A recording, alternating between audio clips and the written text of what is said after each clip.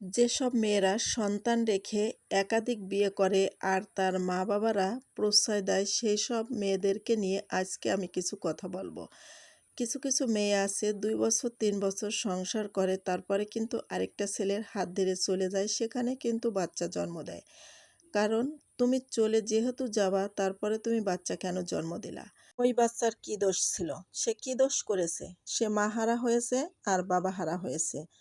কারণ যে মা চলে গেছে আরেকজনের হাত ধরে দেখেন তার পরিবারে খোঁজ নিয়ে তার মারও মনে হয় ১০-১২টা বিয়ে হয়েছে। তা না হলে এই মেয়ে বাচ্চা রেখে কেন চলে যায়? কারণ ভালো কথা গার্জিয়ান পক্ষ থেকে মনে করেন যে বিয়ে দেয় তারপরে হয়তো মণিমালিন্যর জন্য হয়তো সংসারে প্রথম হয়তো টিকে থাকতে পারে না, পরে হয়তো আরেক জায়গায় বিয়ে দেয়। এটা স্বাভাবিক। মানে ভালো-মন্দ সবার মধ্যেই আছে। কিন্তু সেটা সংসার ছেড়ে আরেকজনের হাত ধরে যদি আবার চলে যায়, তখন সেই সংসারেতে মনে করেন যে আবার বাচ্চা জন্ম দিয়ে আরেকজনের হাত ধরে যদি চলে যায়, মানে এইভাবে বিয়ে করতে, করতে দেখা যাচ্ছে যে একটা মেয়ে ১০টাও বিয়ে করে ফেলে। কারণ এইভাবে যদি বিয়ে করতে থাকে আর বাচ্চা জন্ম দিতে থাকে, কারণ এই বাচ্চাগুলোর কী দোষ? এরা কী দোষ করেছে? আমার কাছে মনে হয় যে এরা তো নিষ্পাপ। কারণ এরা তো কোনো দোষ করে নাই। কারণ এই দোষ করেছে এর মা-বাবা। কারণ মা-বাবাও প্রশ্রয় দিচ্ছে। মা-বাবা প্রশ্রয় দেওয়ার কারণেই কিন্তু মেয়ে একাধিক বিয়ে করছে। একাধিক বিয়ে করে সমাজটাকে নষ্ট করছে।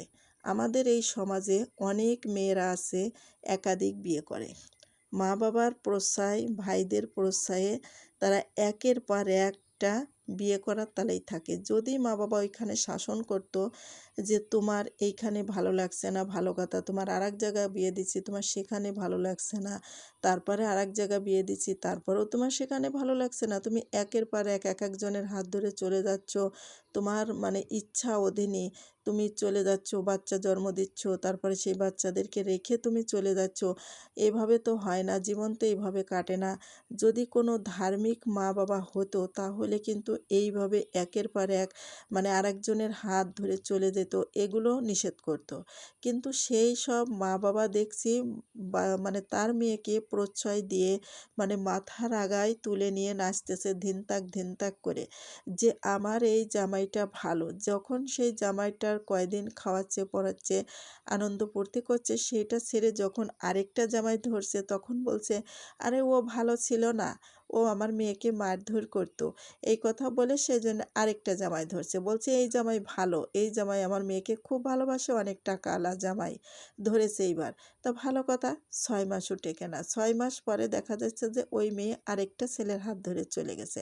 মানে যাকে বলে একটা ব্যবসা, মানে ব্যবসা শুরু করে দিয়েছে একের পর এক। কারণ আমি দেব তার গার্জিয়ানকে দোষ, মেয়েকে দোষ দেব না।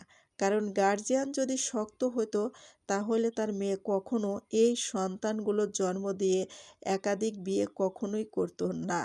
কারণ আমার কাছে মনে হয় যে তার মারও কি 10টা বিয়ে ছিল কিনা আদৌ সম্ভব আমি জানি না, হয়তো খোঁজ নিয়ে দেখেন যে যার মেয়েরা এরকম মানে 10টা বিয়ে করে, 12টা বিয়ে করে, তার মার তাহলে পরিস্থিতি কী? আসলে আমি তো একটা নারী, এই জন্যে তারপরও কথাগুলো বলতে কেমনই লাগে, তারপরেও কিন্তু বলতে হয়। আমার যে বোনেরা আছে তাদের জন্য এই কথাগুলো বলতেই হয়।